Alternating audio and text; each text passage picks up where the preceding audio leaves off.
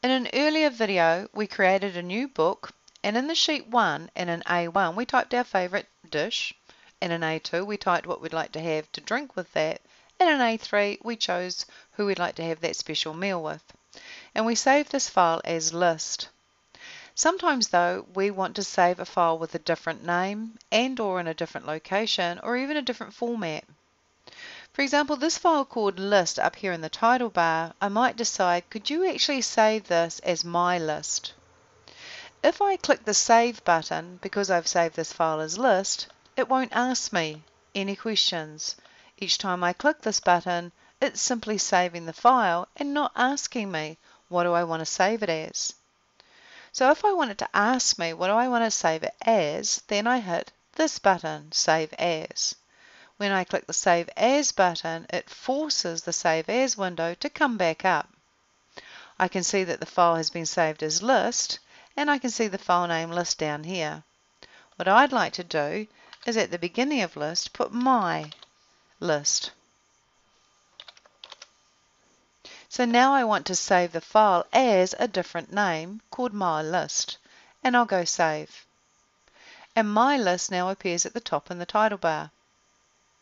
So if I was to go open by hitting this open button on my quick access toolbar, and I was to browse and look at the desktop, which I'm doing here, I can see I've got a file called list and a file called my list.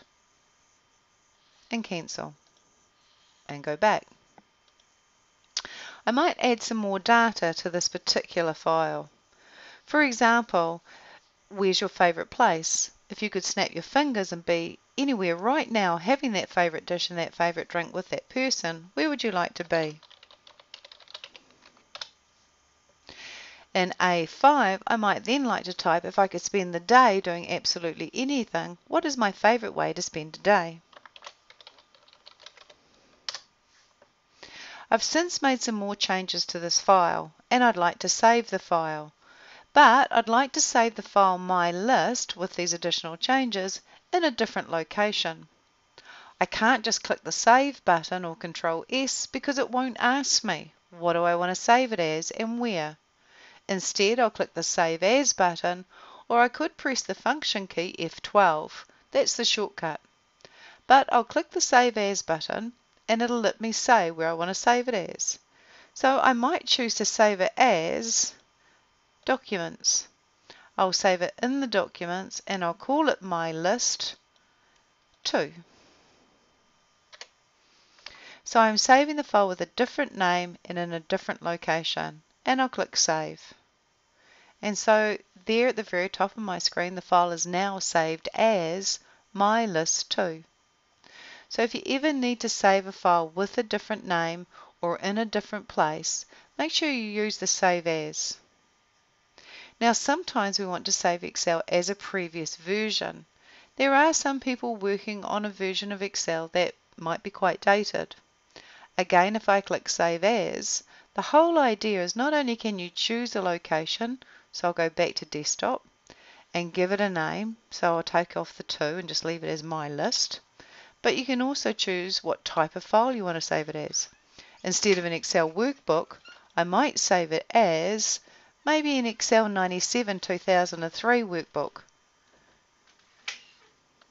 which is an older version of Excel. But notice when you're in there, there's a variety of formats you could save it as. You could save it as a PDF file, you could save it as a text file. There's a whole lot of comma separated values, a whole lot of formats, but I'm going to stick with an earlier version of Excel. And I'll click Save.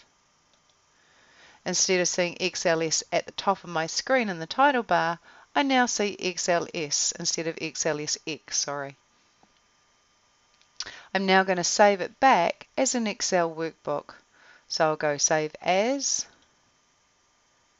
and I'll change the type from Excel 97 2003 to an Excel workbook, which is an XLSX file. So this is the latest format. And I'll go Save, and it may ask me if I want to replace the file. If this is the case, it means you're saving the file with the same name and in the same location and in the same file format, as a file that already sits there, and I can see it in the background. And it's asking me, do I want to overwrite that? And I go yes. So I hope the difference between save and save as is a little clearer now. Sometimes we might like Excel to automatically save for us. And in fact, Excel does automatically save for us by default every 10 minutes. Let's have a look at that. If we click on File and we go into Options, what you'll find on the left-hand side is a Save section. If I click the Save section, it's here with the use of this tick box that Excel automatically saves every 10 minutes. I probably wouldn't untick that because it is very handy for it to save every 10 minutes for you. I probably wouldn't lower it either because it does have an impact on the number of levels of undo you get, and I wouldn't increase it. So I would probably leave it at 10 minutes, but you can customize it if you wish. And also what Excel does is it keeps the last autosave version if you close the file without saving, which can also be very handy. So I would check those two ticks are on, and I would leave it at 10 minutes and OK. And I'll hopefully show you the effects of that as we progress. At the end of the day, when we want to exit out of Excel and we've only got one file left, we would just hit the X in the top right corner, or many of the options that we've just looked at, such as Save and Save As and Close and Open and New, are also under File in the ribbon. When I go to File, I can save a file. I can also go to File and I can choose Save As. I can also close a file and I can also open a new file. And lastly, I can also exit just by going Close